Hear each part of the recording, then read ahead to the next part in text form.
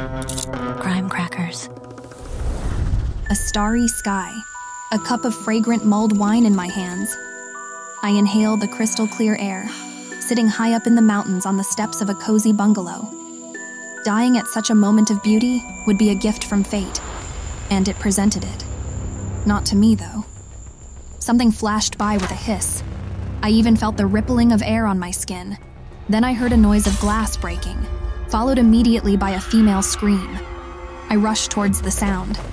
The first thing I thought of was that a wild animal had attacked the camp. I had not the slightest idea what animals inhabited the area, but what else could I think? I doubted it was done by savages with bows and arrows.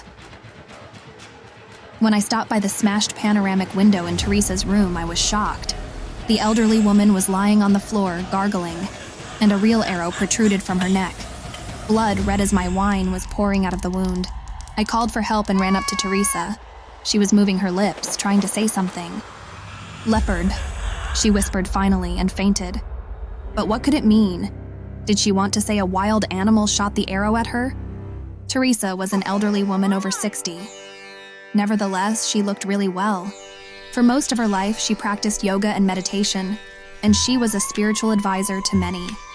10 years ago, she purchased a bungalow in the mountains and organized retreats for everyone who was tired of the hectic pace of life. Adam, a handsome man of about 40, was her assistant. He lived there. God knows what could make the man in his prime leave the civilization. This question especially concerned the young women who arrived here looking for tranquility, but who lost their peace of mind when they met him. Our group consisted of 6 women.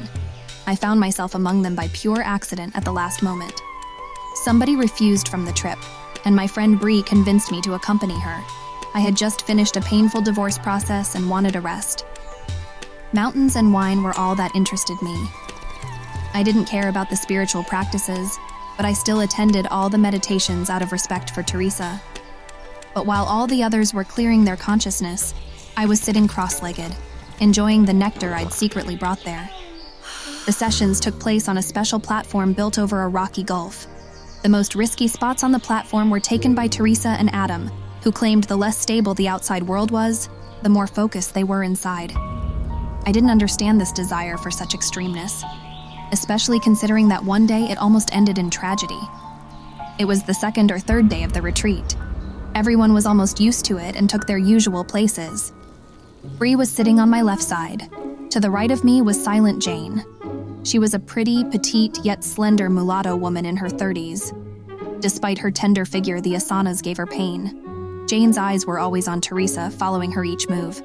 She even looked like her sometimes with her mimic and gestures. But I thought it only seemed to me. A Japanese woman named Kaori was in front of me. She was younger than Jane, but she was equally diminutive. Kaori moved so gracefully that she kept catching my eye, keeping me from focusing on the mountains. Once she told me she'd been a cat in her previous life, and I believed her, as she really had something feline about her. Teresa was showing the usual exercises, but suddenly, when her foot missed the rug and she stepped on the floor, she slipped. She lost balance and tipped back. She would have fallen unless Adam's strong arms had caught her. It was quick and absolutely silent.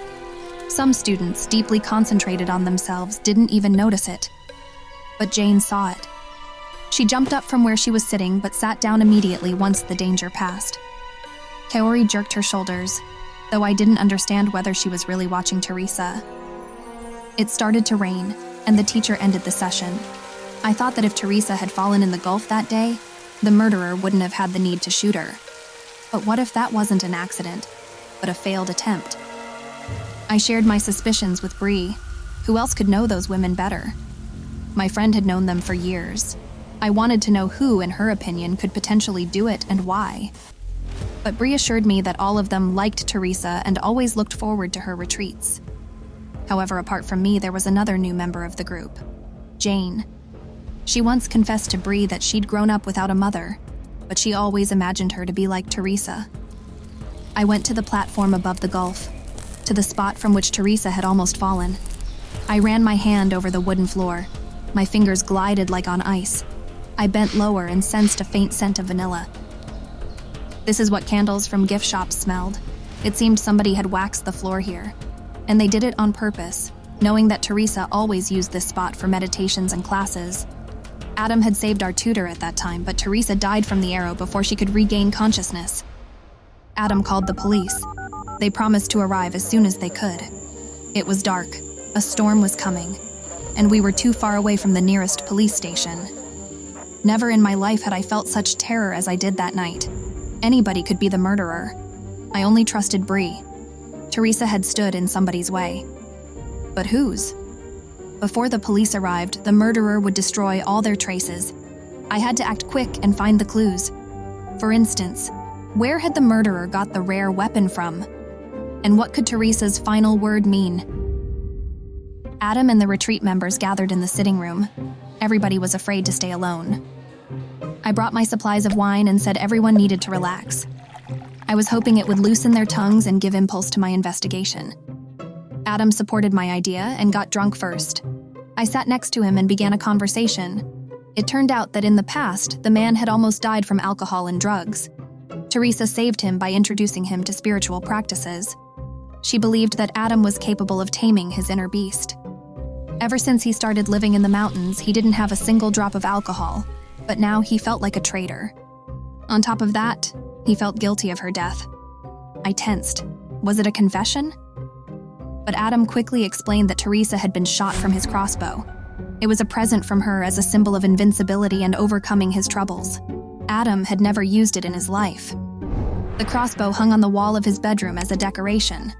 When he saw the arrow in Teresa's neck, Adam hurried to his room, only to find that the crossbow was missing.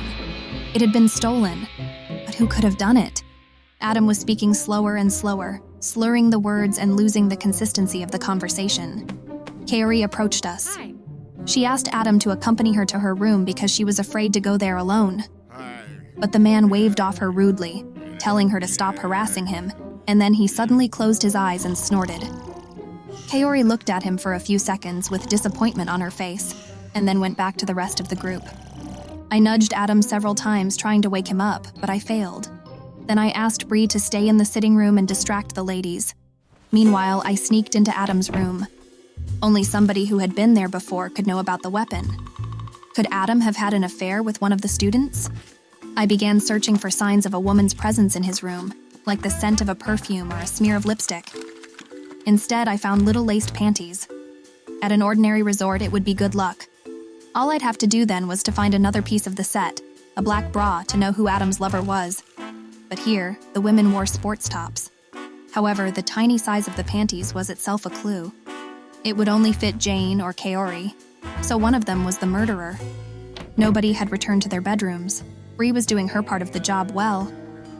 I hurried to the nearest room. It was Jane's. I checked her closet but didn't find any laced underwear in it. However, I saw a candle on the woven coffee table. Such candles were sold in gift shops. It smelled vanilla, just like the slippery boards at the meditation platform. What if Jane had been watching Teresa so intently because she was waiting for her to finally fall? I grabbed the candle and hurried to the sitting room where everyone was. On my way there, I bumped into Kaori. She dropped the cup with the wine she was carrying. The wine splashed on her clothes, leaving dark red stains. As a rule, you don't bring many clothes for such retreats, so this could become a big problem. Kaori forced a smile and disappeared into her room. I approached Jane. She in deep grief. Her eyes were wet with tears and her body was trembling with crying. I placed the candle in front of her and asked her if she'd attempted to kill Teresa by waxing the platform floor. "What?" Jane exclaimed. My words transformed her from a trembling roe into a wolf poised to defend herself. She growled she would have never harmed Teresa in her life. The candle was truly hers. She'd brought 4 of them with her, but somebody had stolen 3. And regarding Teresa, Jane had been waiting to meet her all of her life. Not because Teresa simply looked like her mother. She was her mother, who left Jane and her father when she was just a baby. The woman chose the life without the burden of a family. And now, when Jane had finally found her, she hoped that the retreat would make them closer. She swore she hadn't killed Teresa. More so, she didn't even know how to hold a bow and arrows properly. "Not a bow, a crossbow," said Kaori from behind. Her cheeks were blushing and her gaze was foggy. She was tipsy and talkative. It seemed her lecture on the history of the bow and how it eventually became the crossbow would never end. but I heard nothing but the thumping of my heart. Looking at Kaori after she changed, I saw a predatory leopard. Tight-fitting leggings and a tank top with a leopard print covered her flexible body. Was she the leopard Teresa had mentioned before she died? It was quite possible she had seen the murderer, and the murderer was wearing a leopard suit, just like Kaori's.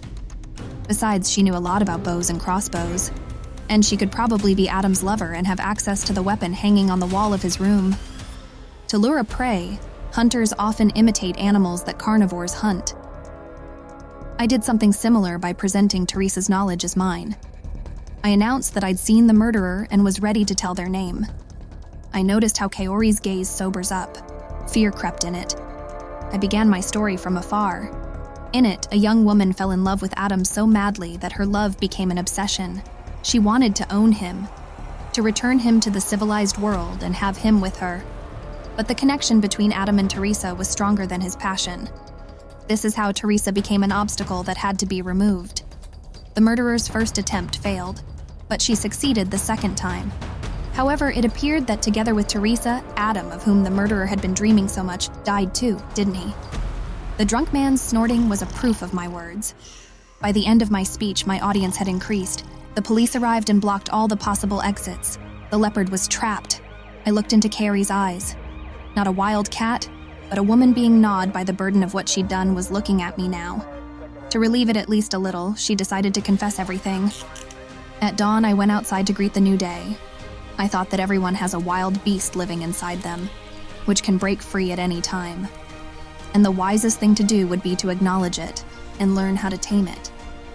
To love its strength and not to give in to its ferocity. This is probably why my hands were now warmed by a mug of fragrant tea instead of mulled wine, as it had been before. Crime Crackers.